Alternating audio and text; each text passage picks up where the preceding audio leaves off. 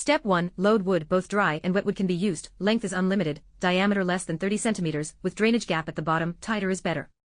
In Step 2, ignite and heat in the combustion chamber at the bottom, burn slowly with low fire, keeping flames from coming out of the top, with furnace temperature generally below 160 degrees. After emitting flammable gas and drying the wood, the furnace temperature rises to about 160 to 275 degrees. The wood lacks oxygen in the furnace, releasing flammable gas through thermal decomposition. The wood can then be removed, allowing the gas to be heated. After the calcined and carbonized flammable gas is exhausted, it automatically enters the heating and carbonization stage without manual intervention. If the fire is too strong and the temperature exceeds 500 degrees, open the temperature control valve to release some gas. Wait for the flammable gas to burn out and the furnace temperature to drop below 50 degrees before extracting the charcoal.